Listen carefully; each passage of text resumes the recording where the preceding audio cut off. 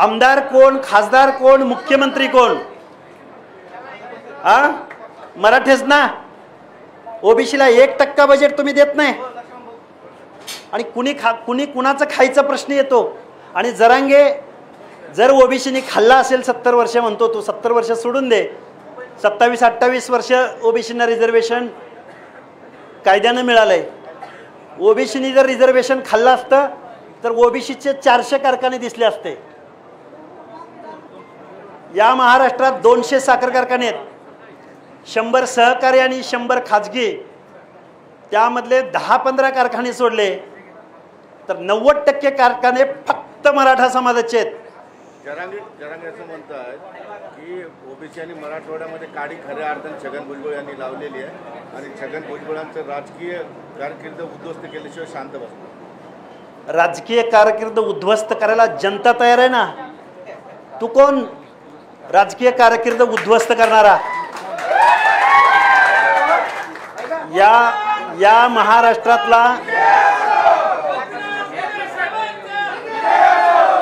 या महाराष्ट्रातला OBC, विजयंती, SBC हा जर एक झाला आणि त्या लोकांनी जर स्वाभिमानाला मत दिलं, जरांगे येणारा काळ ठरवेल फुले शाहू आंबेडकरांचा पुरोगामी महाराष्ट्र काय आहे. ते म्हणतात तुम्ही जातीवाद केले,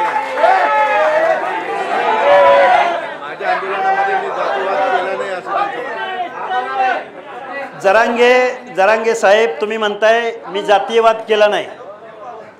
भुजबळ साहेब असेल, लक्ष्मण हाके असेल, प्रकाश शेंडगे असतील, महादेव जानकर असतील, गोपीचंद पडळकर असतील, मुंडे बहीण बंधू असतील, माननीय वडेट्टीवार साहेब असतील, ही माणसं या महाराष्ट्रातल्या जाती उपजातीसह 492 जातीची भाषा बोलतात.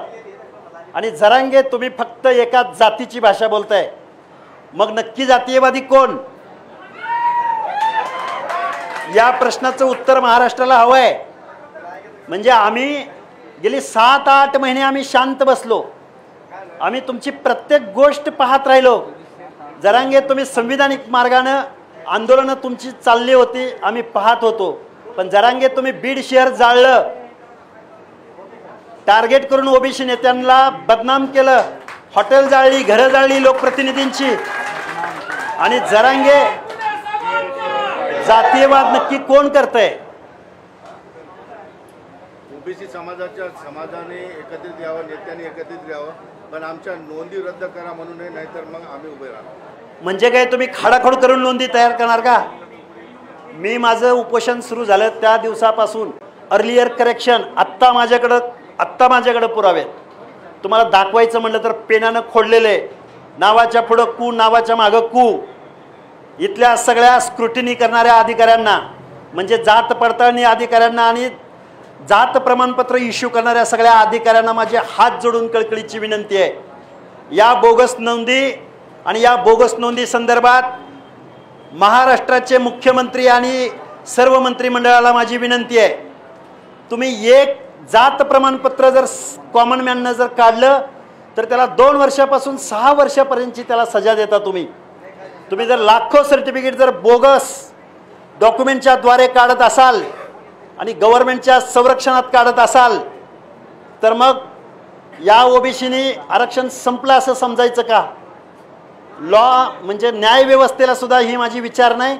आणि जात पडताळणी आणि जात प्रमाणपत्र इश्यू करणाऱ्या या स्वायत्त संस्था आहेत त्यांना सुद्धा माझी कळकळीची विनंती. आम्ही कोर्टात गेलोय, आमच्या 80 लाख हरकती आहेत, त्याच्याबद्दल आम्हाला श्वेतपत्रिका म्हणजे काय म्हणणं आहे शासनाचं याचं आम्हाला उत्तर हवं आहे. ओबीसीचं फक्त 14% आरक्षण आहे, वरचं आरक्षण काढून घ्या ही मागणी सुद्धा त्यांनी केली.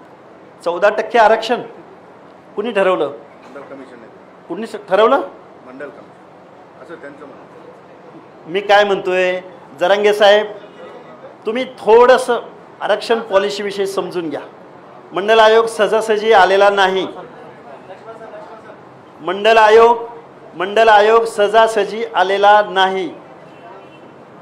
मंडल आयोग परत एकदा सांगतोय, जबाबदारीने सांगतोय, या देशामध्ये ओबीसींना आरक्षण, ओबीसी बांधव आहेत सगळे, तुम्ही सुद्धा कान खोलून ऐका. ओबीसींना आरक्षण मिळावं म्हणून 340वा कलम बाबासाहेबांनी लिहिलं. 341, 42 ST आणि SCला लिहिलं.